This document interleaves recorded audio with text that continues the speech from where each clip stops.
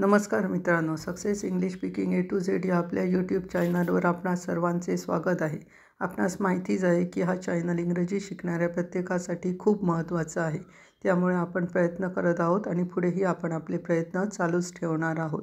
तुम्ही जर आजच आमच्या चॅनलला भेट देत असाल तर कृपा करून तुम्ही पूर्वीचे व्हिडिओ बघा आणि स्टेप बाय स्टेप करत करत इथपर्यंत या, म्हणजे तुम्हाला व्यवस्थित सगळं लक्षात येईल.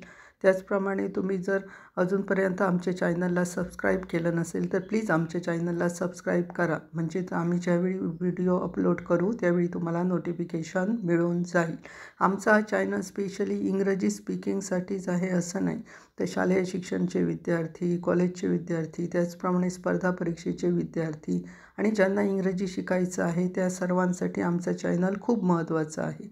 आमच्या चॅनलला एज लिमिट अशी काही नाही आहे. छोट्यांपासून मोठ्यांपर्यंत सर्वजण आमच्या चॅनलचा वापर करून इंग्रजी व्यवस्थित समजून घेऊन शिकू शकतात.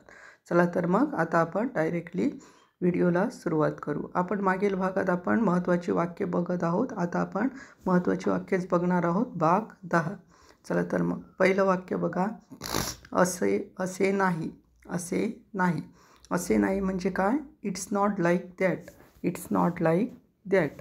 त्याच्यानंतर दुसरं वाक्य. दिव्याला रजा मिळू शकली नाही. दिव्याला रजा मिळू शकली नाही. शकली नाही. शकली नाही म्हणजे शकणे, म्हणजे कॅन वापरतात, पण इथे शकली नाही भूतकाळ आहे म्हणून कुड वापरलेला आहे आणि नॉट नाहीसाठी. Manage to take leave. वाक्य कसं झालं बघा. Divya couldn't manage to take leave. त्याच्यानंतर तिसरं वाक्य. असे होऊ शकणार नाही. हे पण कॅनचंच वाक्य आहे. कांट होणार ते, कारण निगेटिव्ह आहे ते नाही म्हणून. त्याच्यामुळे कसं वाक्य येणार? It can't be so. It can't be so. त्याच्यानंतर चौथं वाक्य. आपल्या संपत्तीचा गर्व करू नकोस.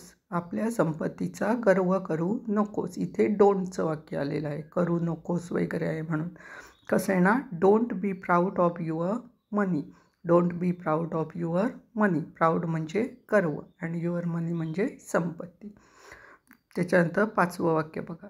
कोणालाही कठोर बोलू नकोस. कोणालाही कठोर बोलू नकोस. इथे पण बोलू नकोस म्हणजे डोंटचं वाक्य आहे. स्पीक बोलणे.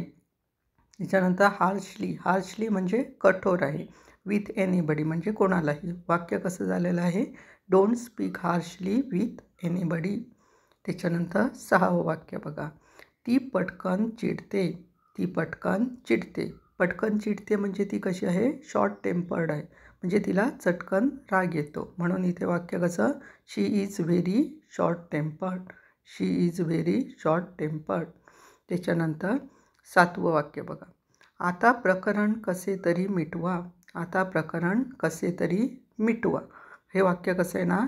नाव settle the matter somehow. Now settle the matter somehow म्हणजे मिटवून टाका. मॅटर म्हणजे प्रकरण. सेटल करा म्हणजे मिटवण्यासाठी. नाव सेटल द मॅटर समहाव. त्याच्यानंतर आठवं वाक्य बघा. हे प्रकरण आता बंद झाले आहे. हे प्रकरण आता बंद झाले आहे. आता हे प्रकरण करता येणार सब्जेक्ट, म्हणून the matter is closed now. Close म्हणजे बंद. द मॅटर इज क्लोज्ड नाव. त्याच्यानंतर नववं वाक्य. कृपया वाईट वाटून घेऊ नका. कृपया वाईट वाटून घेऊ नका. कसं येणार? कृपयासाठी प्लीज येणार आणि घेऊ नका म्हणून डोंट. म्हणून please don't feel bad about it. Please don't feel bad about it. Feel म्हणजे वाटणे, बॅड म्हणजे वाईट असं. त्याच्यानंतर नेक्स्ट 10वं वाक्य. तू मोठा चालू आहे. तू मोठा चालू आहे. तू मोठा चालू आहे म्हणजे स्मार्ट आहेस तू मोठा, असं आहे ते वाक्य. म्हणून कसं येणार वाक्य? You are too smart. You are too smart किंवा यू आर सो स्मार्ट म्हटलं तरी पण चालेल. टू किंवा सो दोन्हीपैकी काहीही येऊ शकतं. त्याच्यानंतर 11वं. मला तुझा चेहरा दाखवू नकोस. मला तुझा चेहरा दाखवू नकोस. आता दाखवू नकोस म्हणजे डोंटचं वाक्य आलं आहे. Don't show me your face. Don't show me your face. Show म्हणजे दाखवणे. युअर फेस म्हणजे तुझा चेहरा, असं वाक्य झालेलं आहे ते. Don't show me your face. त्याच्यानंतर 12वं वाक्य. मला तुमची वृत्ती दाखवू नका. मला तुमची वृत्ती दाखवू नका म्हणजे वृत्ती दाखवू नका म्हणजे ॲटिट्यूड दाखवू नका असं आहे ते. म्हणून दाखवू नकासाठी डोंट, म्हणजे don't show me your attitude, don't show me your attitude असं वाक्य आहे.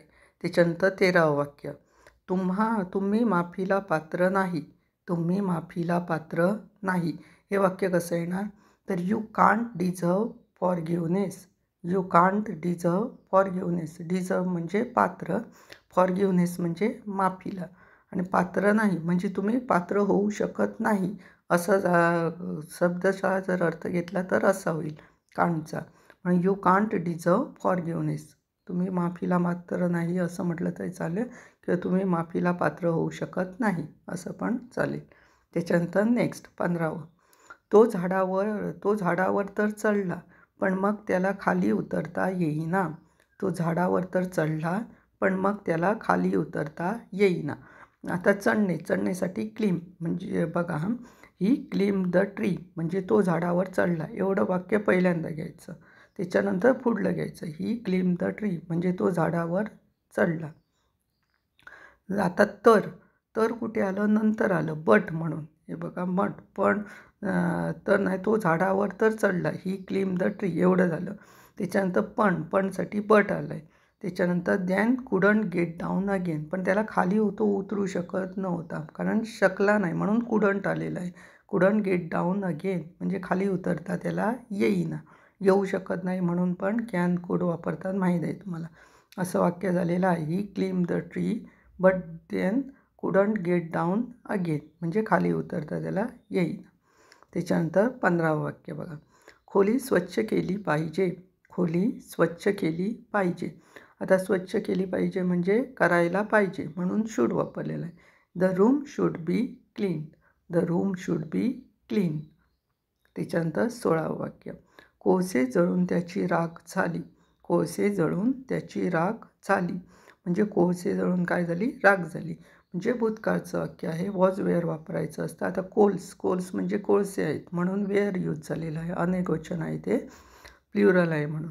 The coals were burn to ashes, the coals were burn to ashes म्हणजे राखमध्ये त्याचं रूपांतर झालं असं आहे ते.